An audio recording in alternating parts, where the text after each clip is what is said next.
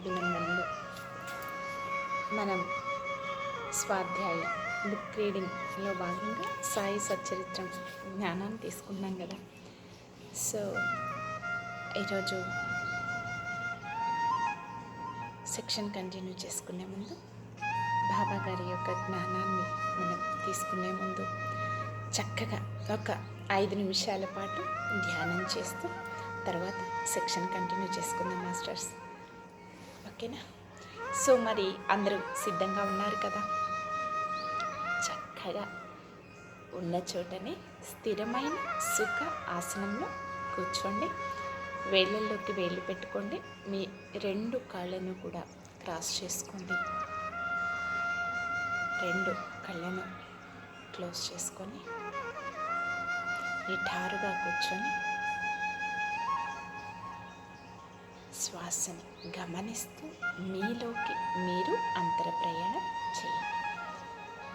Okay, ఒక దీర్ఘ శ్వాసను తీసుకోండి.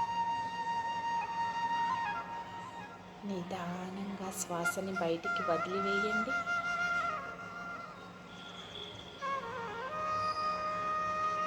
మరొకసారి దీర్ఘ శ్వాసని తీసుకోండి.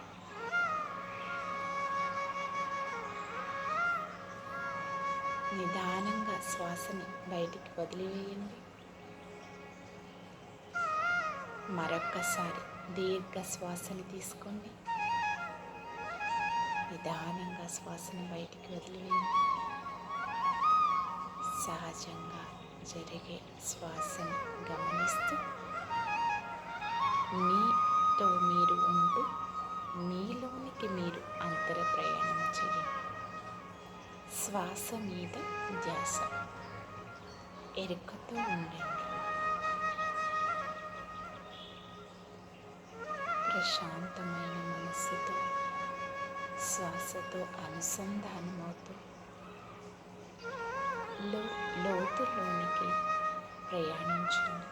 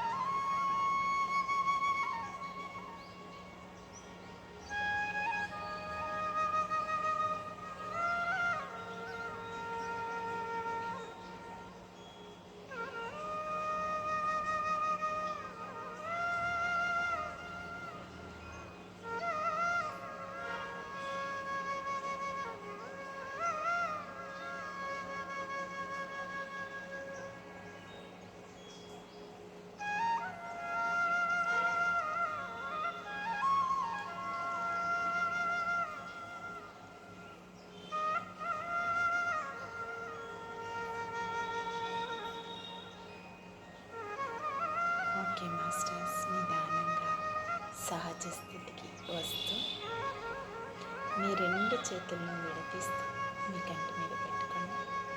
5, 4, 3, 2, 1, 0. మీ రెండు చేతులు మీ కంటికి ఎదురుగా పెట్టుకొని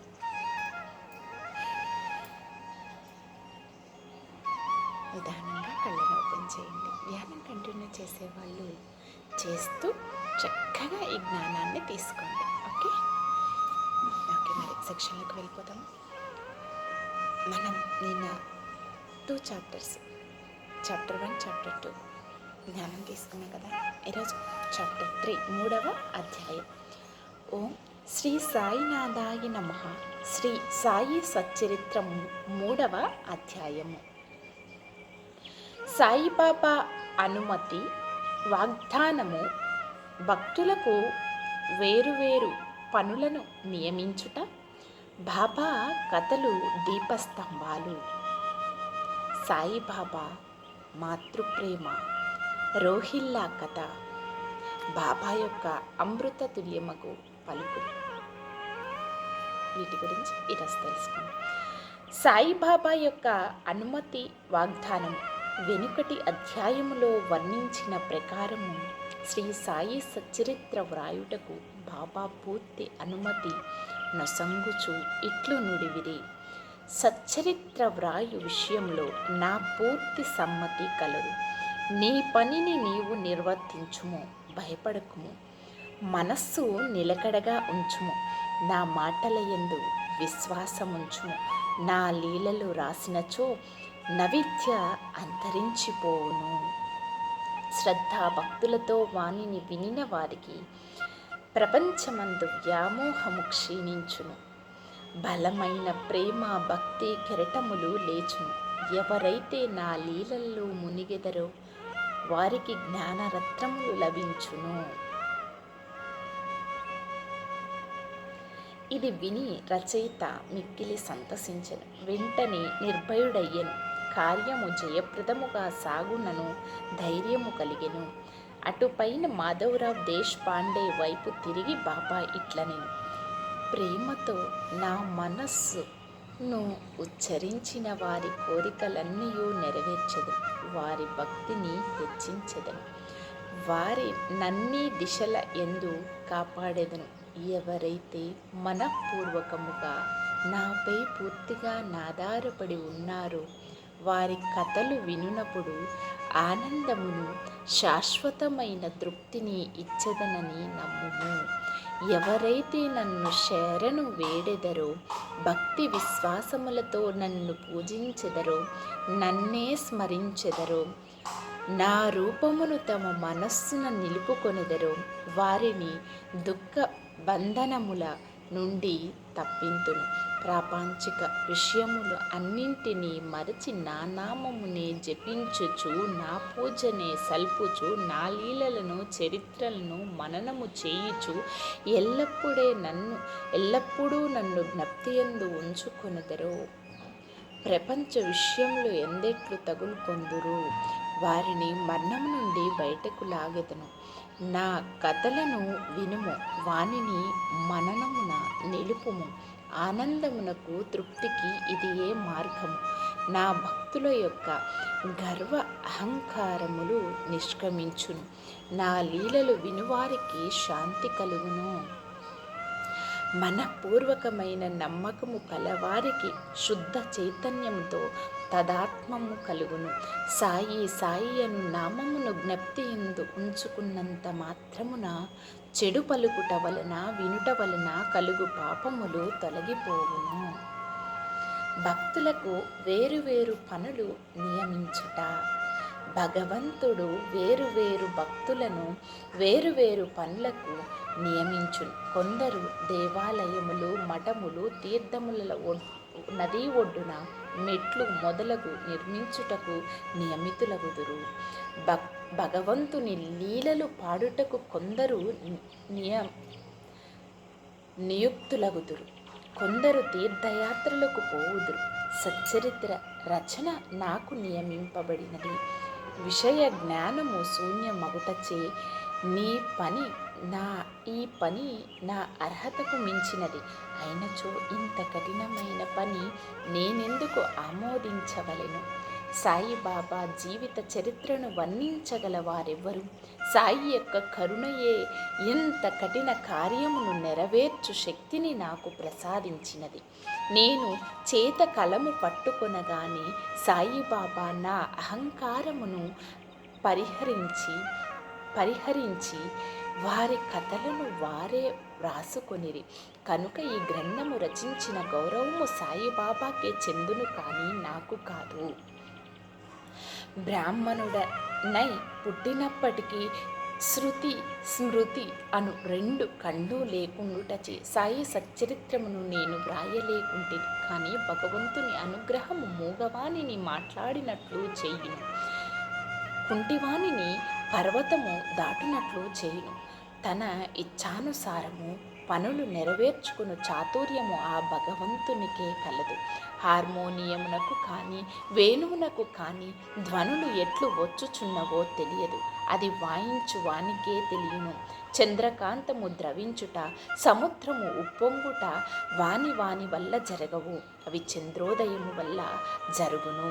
బాబా కథలు దీపస్తంభములు. సముద్ర మధ్యమందు దీపము లుండును.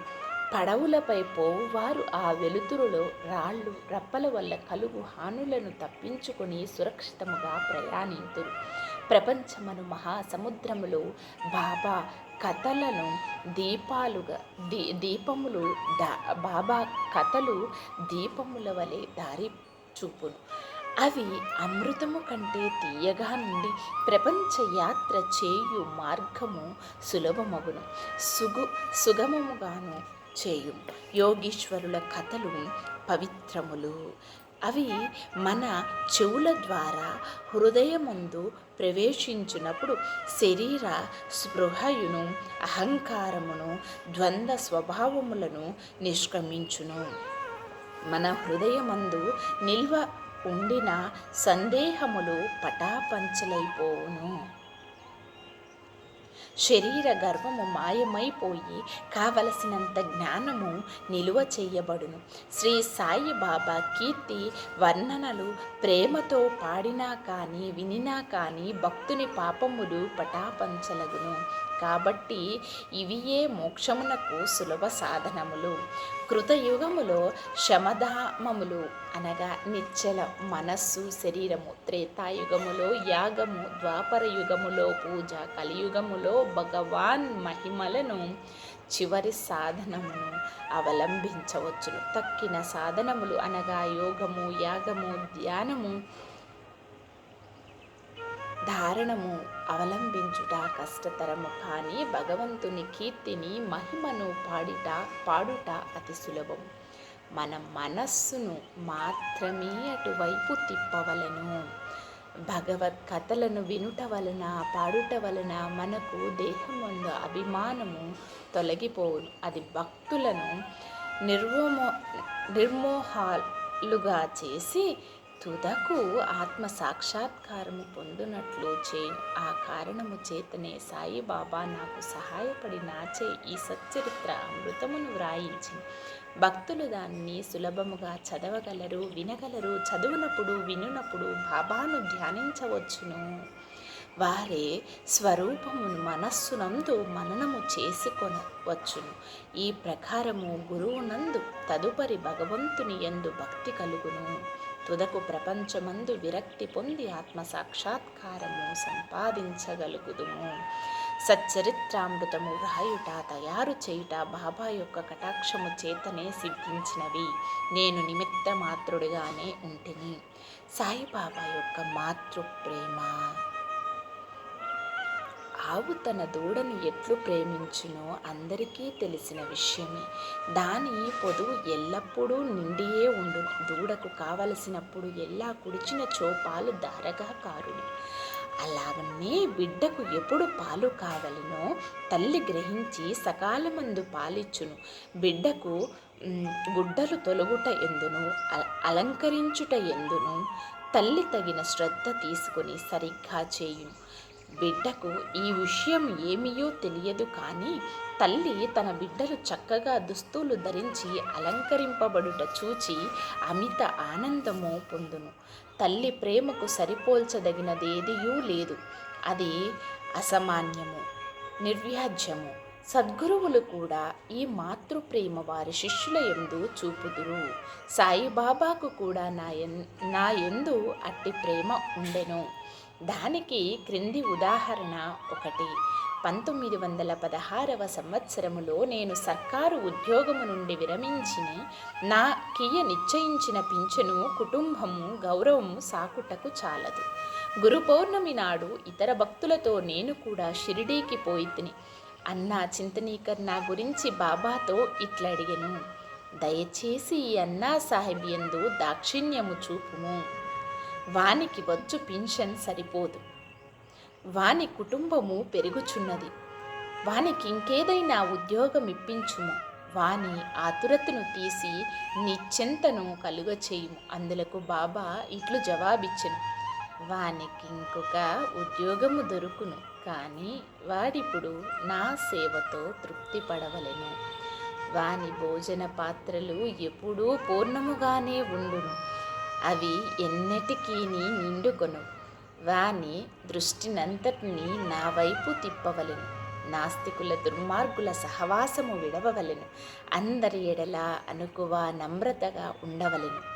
నన్ను హృదయపూర్వకముగా పూజించవలెను. వాడిట్లు చేసినచో శాశ్వత ఆనందమును పొందును. నన్ను పూజింపుడను దానిలోని ఈ నన్ను అనగా ఎవరు అను ప్రశ్నకు సమాధానము ఈ గ్రంథము యొక్క ఉపోద్ఘాతములో సాయిబాబా ఎవరు అను శీర్షిక క్రింద చెప్పిన దానిలో విశదీకరింపబడి ఉన్నది చూడుడు. రోహిల్లా కథ. రోహిల్లా కథ విన్నచో బాబా ప్రేమ ఎట్టిదో బోధపడును. పొడుగాటి వాడును, పొడగైన చొక్కా తొడిగిన వాడును, బలవంతుడనగు రోహిల్లా ఒకడు బాబా కీర్తి విని ఆకర్షితుడై షిరిడీలో స్థిర నివాసము ఏర్పరచుకొనెను. రాత్రింబవళ్ళు ఖురాన్లోని కల్మాన్ను చదువుచు అల్లాహ్ అక్బరు అని ఆబోతురంక వేయినట్లు బిగ్గరగా నరుచుచుండెను. అందువలన పగలంతా పొలములో కష్టపడి పనిచేసి ఇంటికి వచ్చిన షిరిడీ ప్రజలకు రాత్రి నిద్రాభంగమును అసౌకర్యమును కలుగుచుండెను. కొన్నాళ్ల వరకు వారు దీని నోర్చుకొనిరి. తుదకు ఆ బాధ ఓర్వలేక బాబా వద్దకేగి రోహిల్లా అరుపులు ఆపమని బతిమాలిరి. బాబా వారి ఫిర్యాదును వినకపోవుటయే కాక వారిపై కోపించి వారి పనులు వారు చూసుకొనవలసినదే కానీ రోహిల్లా జోలికి పోవద్దని మందలించిరి. రోహిల్లాకు ఒక దౌర్భాగ్యపు భార్య కలదని, ఆమె గయ్యాలి అనియు, ఆమె వచ్చి రోహిల్లాను తనను బాధ పెడుచున్నదనియు, రోహిల్లా ప్రార్థనలు విని ఆమె ఏమీ చెయ్యలేక ఊరుకుండుననియు బాబా చెప్పాను. నిజముగా రోహిల్లాకు భార్యయే లేదు. భార్య అనగా దుర్బుద్ధి అని బాబా భావం. బాబాకు అన్నింటికంటే దైవ ప్రార్థనల యందు మిక్కుటమగు ప్రేమ. అందుచే రోహిల్లా తరపున వాదించి ఊరిలోని వారిని ఓపికగా ఓర్చుకొని ఆ అసౌకర్యమును సహింపవలసినదనియు, నది త్వరలో తగ్గుననియు బాబా బుద్ధి చెప్పెను. బాబా యొక్క అమృత తుల్యమగు పలుకులు. ఒకనాడు మధ్యాహ్న ఆరతి అయిన పిమ్మట భక్తులందరూ తమ తమ బసలకు పోవుచుండిరి. అప్పుడు వారికి బాబా ఈ క్రింది చక్కని ఉపదేశమిచ్చిరి. మీరెక్కడ నున్నను, ఏమి చేయుచున్నను నాకు తెలియనని బాగుగా జ్ఞాపకము ఉంచుకొనుడు. నేనందరి హృదయములను పాలించువాడను, అందరి హృదయములలో నివసించువాడను. నేను ప్రపంచమందు గల చరాచర జీవకోటిన వరించియున్నాను. ఈ జగత్తును నడిపించువాడను, సూత్రధారిని నేనే జగన్మాతను. త్రిగుణముల సామరస్యమును నేనే, ఇంద్రియ చాలకుడను నేనే, సృష్టి స్థితి లయ కారకుడను నేనే. ఎవరైతే తమ దృష్టిని నాపై తిప్పెదరో వారికి ఏ హాని కానీ బాధ కానీ కలుగదు. నన్ను మరచిన వారిని మాయా శిక్షించును. పురుగులు, చీమలు తదితర దృశ్యమాన చరాచర జీవకోటి అంతయు నా శరీరమే, నా రూపమే. ఈ చక్కని అమూల్యమైన మాటలు విని వెంటనే నా మనస్సులో ఏ నౌకరీ కొరకు యత్నించక గురుసేవలోనే నిమగ్నమగుటకు నిశ్చయించుకుంటిని. కానీ అన్న చింతనీకరు ప్రశ్నకు బాబా చెప్పిన సమాధానము నా మనస్సులో నందుండెను. అది జరుగునా లేదా అనే సందేహము కలుగుచుండెను. భవిష్యత్తులో బాబా పలికిన పలుకులు సత్యములైనవి. నాకొక సర్కారు ఉద్యోగము దొరికెను. కానీ అది కొద్ది కాలము వరకే. అటు పిమ్మట వేరే పని ఏదియో చెయ్యక శ్రీ సాయి సేవకు నా జీవితాంతం సమర్పించి తిని. ఈ అధ్యాయము ముగించబోయే ముందు చదువరులకు నేను చెప్పేది ఏమనా, బద్ధకము, నిద్ర, చంచల మనస్సు, దేహ అభిమానము మొదలగు వాణిని విడిచి వారు తమ యావత్తు దృష్టిని సాయిబాబా కథల వైపు త్రిప్పవలెను. వారి ప్రేమ సహజముగా ఉండవలెను. వారు భక్తి యొక్క రహస్యమును తెలుసుకొందురు కాక ఇతర మార్గము అవలంబించి అనవసరముగా అలసిపోవద్దు. అందరూ ఒకే మార్గమును త్రొక్కుదురు కాక, అనగా శ్రీ సాయి కథలను విందురు కాక. ఇది వారి అజ్ఞానమును నశింపచేయును, మోక్షమును సంపాదించి పెట్టును. లోభి ఎక్కడ ఉన్నప్పటికీ వాని మనసు తాను పాతిపెట్టిన సొత్తునందు ఉండునట్లు బాబాను కూడా ఎల్లరూ తమ హృదయములందు స్థాపించుకొందురు కాక. 3వ అధ్యాయం సంపూర్ణం. సద్గురు శ్రీ సాయినాథ్ అర్పణమస్తు. శుభం భవతు.